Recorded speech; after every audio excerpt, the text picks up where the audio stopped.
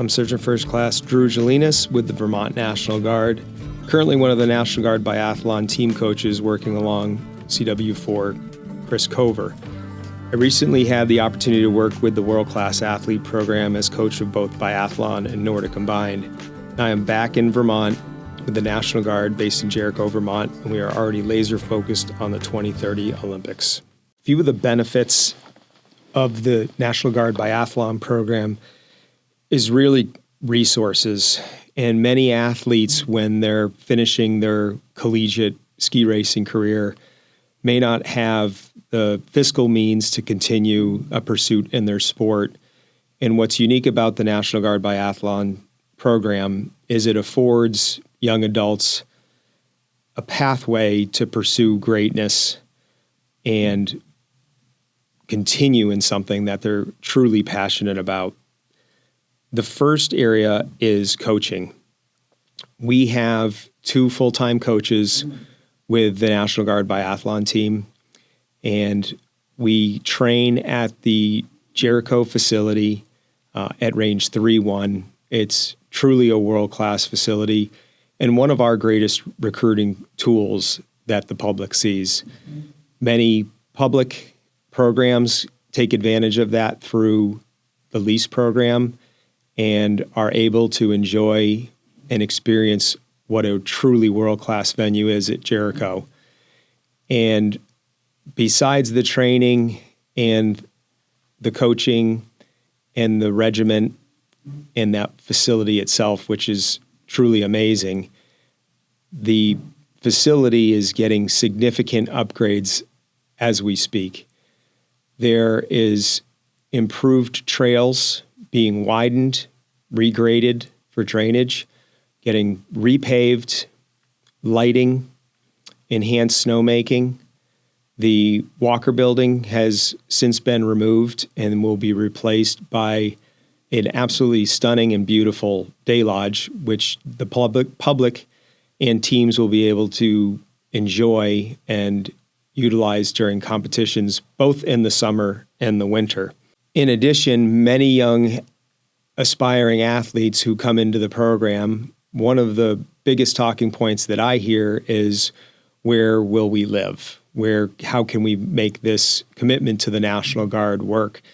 And what's unique with our National Guard program is with the development team, we afford talented soldier athletes the ability to have housing in Building 125, which is at our biathlon offices. And above the lodging component of Building 125 is a world-class strength room where we can conduct strength training, cardio training at any time of the day, and it's all right there on our campus.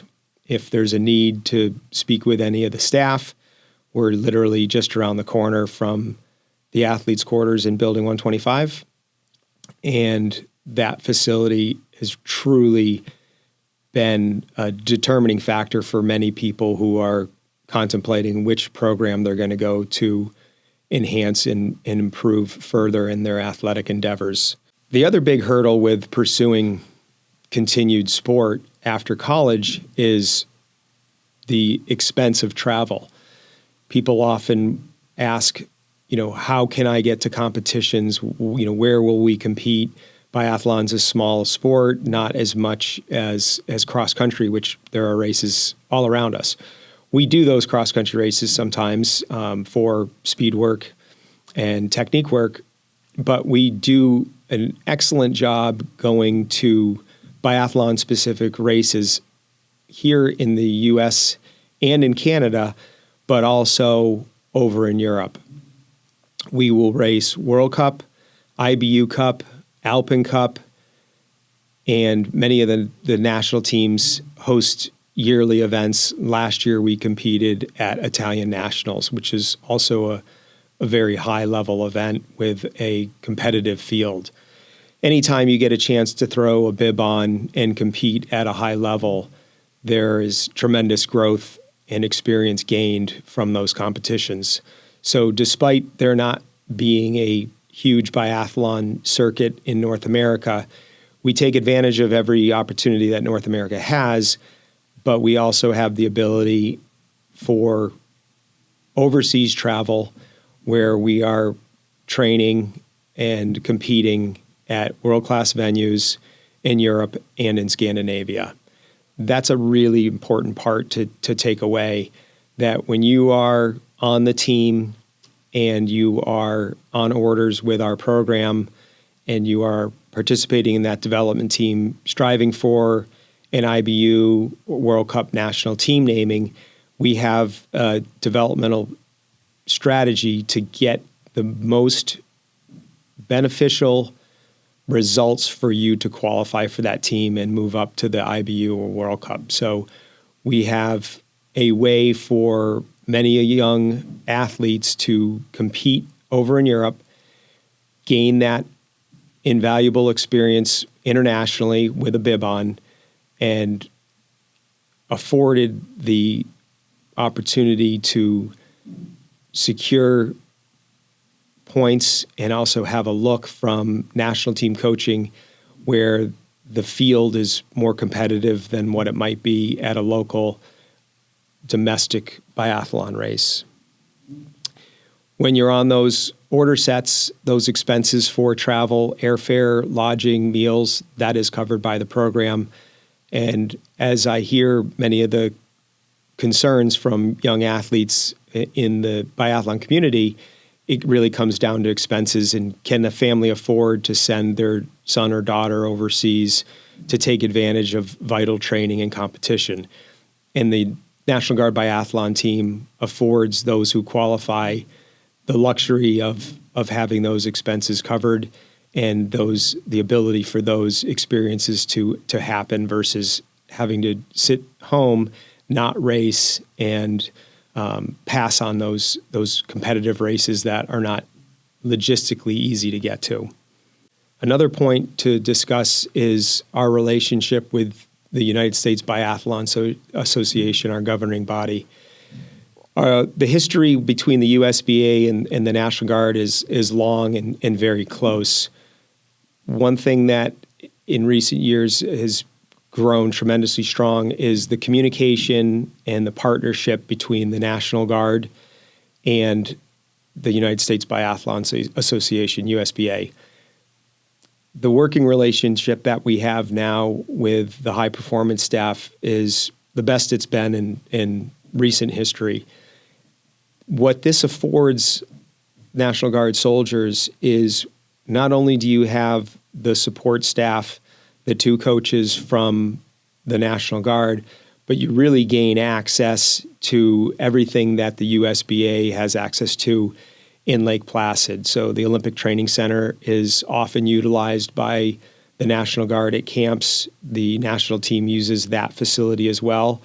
And between Craftsbury, Jericho, and Lake Placid, there's truly an amazing three venues for athlete development with very close proximity to one another.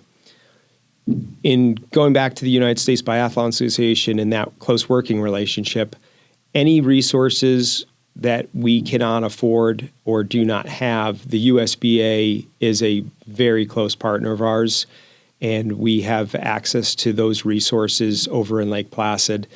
Every time that we've asked for support or assistance from the USBA, they always answer the call, and they truly are an amazing partner as we strive to identify those next Olympians and further recognize the audience that can achieve an Olympic medal. It's been a big part of what we've been focusing on with the National Guard Biathlon, as well as at the USBA. One question that we hear quite a bit is, how do you qualify for, or what is the criteria that an individual must possess to be looked at or considered for the National Guard Biathlon elite team? And that's really a pretty straightforward answer, and that is, we're looking for strong ski speed. That can come from a competitive college career. That can come from cross-country race results, from Eastern Cups, from college carnivals, super tours. If there's a strong demonstration of ski speed, that is extremely important for us as we look forward towards the 2030 games. The shooting component, we don't expect everybody to have access to a 30-point range. As a matter of fact, that's probably the biggest constraint to building the sport here domestically in the United States as well as Canada. So ski speed is really important. That's probably the most important aspect that we're looking at right now is, are you a top 20 NCAA skier? Have you demonstrated ski speed on the Super Tour or on the College Carnival? That's first and foremost what we're looking for. Secondly, and just as important, is do you want to wear the United States military's uniform? We are not a program that does not adhere to what any other traditional Guard soldier is expected to adhere to. So there needs to be a love of country and a want of doing something other and greater than oneself. And I think that is one of the single identifiers of what's unique about a National Guard soldier athlete. They have gone through extensive training.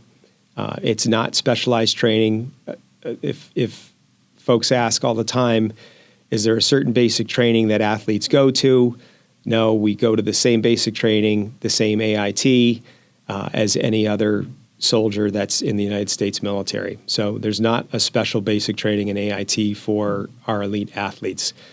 And that takes a certain person to want to do that, to step away from a lifelong of training and take those weeks for basic training, and then oftentimes months, depending on the military occupational specialty. It could be as long as 6 or 8 months away from training. And that's really important. I bring that up now as we are winding down on the 2026 games, because many athletes are considering biathlon. It's one of the fastest growing sports in Europe. It has tremendous crowd. It's not uncommon to go to a race and see 20, 25,000 people at these events. It's pretty exciting. But going back to what it takes to be a soldier athlete in the National Guard and compete on the world stage, there is a little bit of timing and planning that has to go into it. So we are laser focused on the 2030 games, and people look at me and say, well, why aren't we still celebrating 2026 while these last races finish up? And we are. We're extremely proud of everybody that's over there and wearing the national team colors. But it's super important for us to get the message out regarding potential candidates who are interested in the program, because that pipeline of meeting with the recruiter, going to MEPS, getting your scores back, and identifying an MOS and a school date for basic training, that doesn't happen in a vacuum, and it really requires dialogue and some openness and forward thinking in terms of planning. The earlier we can get a prospective candidate for the National Guard biathlon team in that basic training AIT pipeline, the better for everybody involved, because once we get through that initial training, we can get back to the hard work of biathlon and really focus on specific conditioning that we work close hand with the United States biathlon program in terms of training hours and the type of work that we're going to do. So if you are interested in National Guard biathlon, it does take some communication and work with the coaches and the recruiter so we can get folks lined up for that initial training that every soldier athlete has gone through. I hope you enjoy our guest today, Specialist Tara Geraghty-Moats. Her story is unique and exemplifies the concept of resiliency. Geraghty-Moats has competed on the world stage in women's ski jumping, Nordic Combined, and biathlon. In the past month, she has had a third-place podium finish in Nordic Combined World Cup in Seefeld and 2 top 5 finishes in ski jumping. What if your job in the Army took you all over the world? What if your weapon of choice was a camera? As a 46 Sierra public affairs specialist with the Vermont National Guard, you don't just witness history, you tell it. You'll photograph missions, film real-world operations, write stories that matter, and manage social media that reaches thousands. One day, you're interviewing soldiers. The next, you're documenting disaster response right here at home. You'll train as a journalist, build a portfolio, gain real media skills, photo, video, writing that translate straight to civilian careers. And you'll do it while serving your state, your community, and your country. If you've got an eye for the story and the courage to chase it, 46 Sierra Public Affairs Specialist might be your mission. Search Vermont National Guard and ask about 46 Sierra today.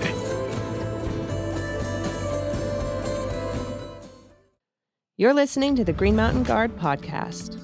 Hey everybody, this is Sergeant Denis Nunez. You are listening to the Green Mountain Guard, and today I have a very special guest. I'm joined by Specialist Tara Geraghty-Moats, a Vermont National Guard soldier, currently representing the U.S. ski team, traveling around Europe. Tara, thanks for joining us. Thanks so much for having me. So Tara, tell us a little bit about what's going on and what you've been up to. Well, this winter I've been competing in Nordic Combined, which is a sport of ski jumping and cross-country skiing. And the past couple weeks I've been on the World Cup circuit, which is the highest level of competition that isn't the Olympics or the World Championships.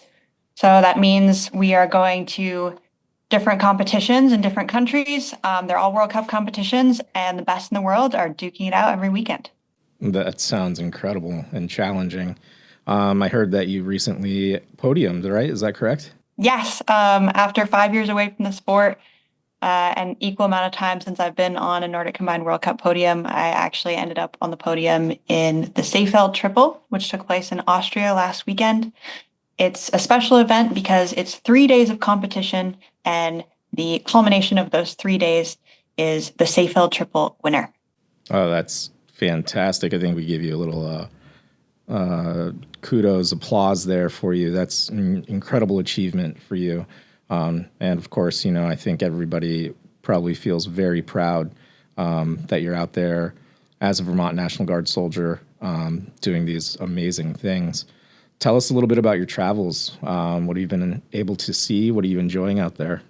So traveling for sport is in many ways traveling for the military. You don't necessarily get a lot of time to be tourists all the time. You're there to do your job. So I see a lot of the venue where we are competing and training, and a lot of hotel rooms and vans and cars. That being said, I absolutely love being able to compete in different countries, meet different people from different countries that are competing alongside of me. I have some lifelong friends that I met, close to 10 years ago now in Europe, but I also have lifelong friends on the U.S. team that I've known basically since I was 10. We grew up in New England competing together, and then ended up on the highest level competition, the World Cup, World Championships together. So definitely a special environment, but similar bonds that you might have like in the military with people that you have been in with for a really long time. That's great. And having that kind of community is really huge. And, we harp on that too in the Guard. So definitely understandable. Speaking of that, let's talk about kind of your road, how you ended up in the Vermont National Guard, how you ended up representing the U.S. ski team, which is an amazing honor. Just give me a little bit of the background story. So I grew up in West Fairleigh, Vermont, born and raised in Vermont, and I've lived here ever since. West Fairleigh isn't exactly the biggest city you've ever heard of. It's 500 people, so it's pretty close-knit community there as well. My mom has always worked in ski shops. She's a ski technician at Omer and Bob's in Hanover, New Hampshire, if anyone has ever been there. So in the winters in Vermont, as we all know, there's not a ton to do that is not outside. So you can either like snow and have a great time in the winter, or hate snow and not have as good of a time in Vermont. So I basically grew up outside on skis, and started competing when I was 9. My mom had done a bit of competing herself, and she definitely didn't push me to do it. She knew that it was a pretty hard, demanding thing to do, but I really loved it. And what became, a couple races a winter turned into a U.S. ski team career. I was named to the development ski jumping team when I was 16. I then had an injury and had to take a couple years off and started doing biathlon, which is skiing and shooting. A lot of soldiers might have heard of the Vermont Army National Guard biathlon program, which I'm also on, and that's a huge honor and a whole nother side of things. And I also was on the Nordic Combined team since 2021, but recently took a break from that. So I've been on 3 different national teams for 3 different skiing sports, but always kind of come back to Vermont in the summer and off season and train and work. And whether that was when I was younger, I was working on a farm, Crossroads Farm in Vermont. Yeah, so I've been doing the jobs that most teenagers do in Vermont. When I was 16, washing dishes, working on farms, babysitting. I also worked in the bike shop as a mechanic with my mom. And then pretty much every winter since I've been 17, I've qualified for competing and representing the USA in Europe in some kind of ski sport. That's absolutely insane and incredible. And I mean, massive, massive kudos to you. That sounds like such an epic journey. Can you tell us how you kind of ended up in the Vermont National Guard? Yeah, so I've thought about joining on and off since I was 18. My grandfather was in the Army, and he always told me that it was a good career and a good life decision, and opened up a lot of opportunities and doors. And he also went on to a intelligence career after he left the Army. So in an interesting kind of way, his Army career allowed me to ski and have the opportunities that I had as an athlete. Because without his support and the kind of financial stability my grandparents had from working for the Army, there's no way in, excuse my language, hell that I would have been able to be an athlete. So definitely he imposed on me at a young age that it was a solid career, a good career, was an amazing educational opportunity, but also just a career opportunity. That's great. If you had any advice for anyone that, might be looking to join the Vermont National Guard, the Army National Guard biathlon team, or just generally be at the level that you're at, what would you kind of say to that person? I think for anyone who wants to join the Army, it's really important that they know there's so many different careers available in the Army. A lot of people I talk to think that the Army is just like driving tanks and shooting guns. And if that's what you want to do, that's awesome. The Army has that, but it also has a lot of other career opportunities. Like, for example, you work in the pad. I work in HR. That's my military job. So definitely there's something for everyone in the Army, whether you're a firefighter or a international biathlete and Nordic Combiner. Yeah, definitely. I think if you can think it, the Army probably has that job at this point. I think I had kind of blinders on when I first joined in a combat MOS, thinking, oh, this is it. This is what we do. And yeah, that is a big, big aspect of it. But there are so many other opportunities for people. So what is next for Tara? What is next for me is I was originally going to come home after this past World Cup weekend, and go to drill weekend with Troop Command. But because I did so well and I had a podium, I was able to get permission to split train, and I will continue on the World Cup for a couple more weeks. There is going to be a break. So before I do those final World Cup competitions, I actually get to see some of my fellow National Guard biathletes at the Olympics, which I'm really looking forward to. Yeah, let's talk about that. And we have Vermont National Guard soldiers participating in the Winter Olympics in Italy, right? Yeah, we have Staff Sergeant Irwin. We have I believe specialist, correct me if I'm wrong, Jermaine, and specialist Doherty, all competing in biathlon at the Winter Olympics on the biggest stage, which is so exciting, and obviously so proud of them as teammates, as fellow soldier athletes. Yeah, absolutely. I mean, there's no higher echelon. And yeah, Tara, do you have any kind of final thoughts or parting words for us? One thing I wanted to mention is that women's Nordic Combined is not in the Olympics. So I normally would have qualified for the Olympics with my World Cup podium. But I will not be going to the Olympics because women's Nordic Combined is the only sport where women are not allowed to compete in the Winter Olympics. And why is that? That's a really good question. The IOC has given a bunch of reasons for that. The sport is too small. There's not enough draw. Nordic Combined has had men competing in the Olympics since the original Winter Olympic Games in 1924, I believe, in Chenot, France. Okay. And women's Nordic Combined was added to World Championships and World Cup later. So that is why originally women weren't in the Olympics. But in the past couple of years, women's Nordic Combined has really developed, and a lot of athletes, including myself, has been working with FIS, the Federation of International Skiing, and the IOC to make sure that the female Nordic combiners will be included in the 2030 Games. So it sounds like the way that people can help out is by supporting the program, watching the program, and rooting for our fellow people that are competing. You know, we've got young Vermonters coming up who are incredible athletes, ski, snowboard, all other types of winter sports. And yeah, I think it's important to continue supporting the next generation of those athletes and pushing it forward so that we can see them on the world's biggest stages, and rightfully so, where they belong.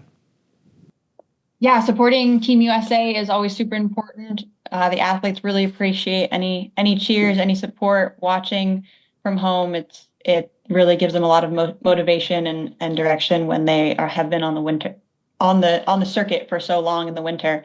And this is the kind of the culmination of all their hard work being at the Olympics. Absolutely. I couldn't agree more. So Tara, thank you so much for taking the time to speak with us today.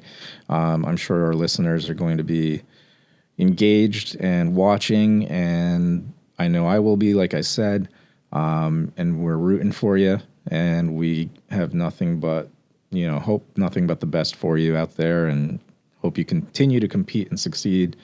So yeah, thank you again for joining us. Thanks so much for having me, and it's always such an honor to represent the Vermont National Guard, whether I'm competing or doing my normal soldier activities. Thanks, Tara. Thank you, everyone, for listening. This is the Green Mountain Guard, and we'll catch you on the next one.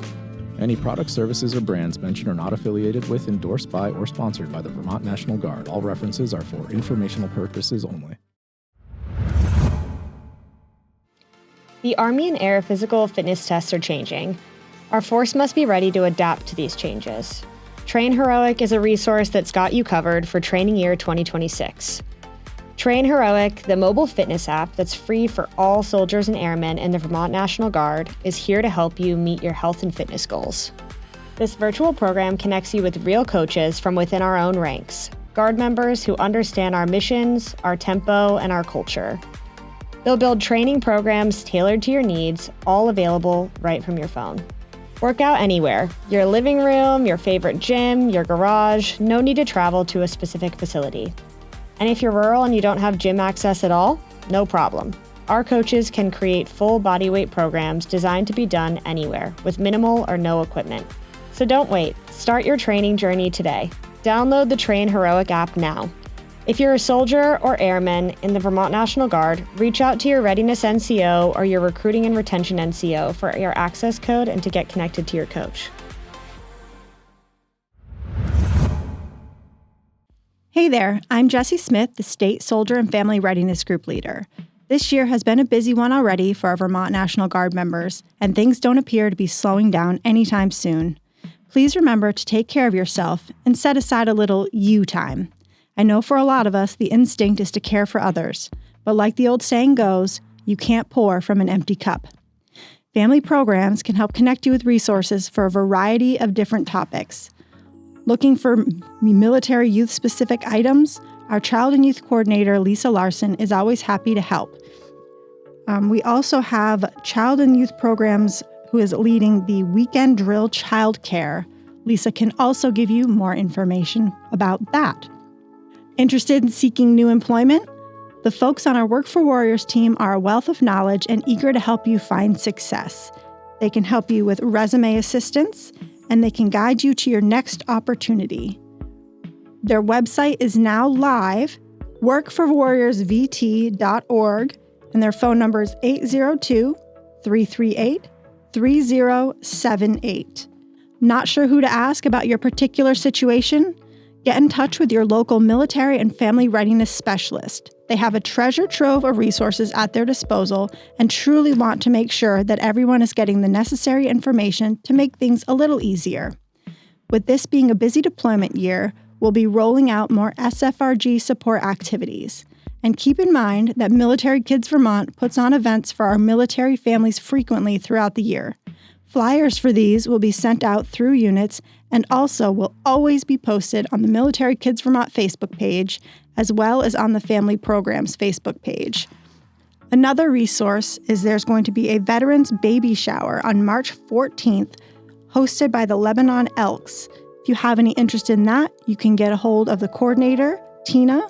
Her email is tina, T-I-N-A, .Kebalka, Kebalka, @va.gov.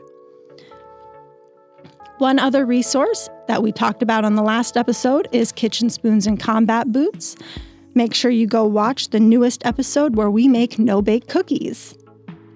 If you have any interest in volunteering to support the SFRG groups, reach out to myself or one of the military and family readiness specialists, and we'll make sure to tailor your volunteer experience to your preferences. Thank you for listening to the Family Program segment on the Green Mountain Guard podcast. Have a great day.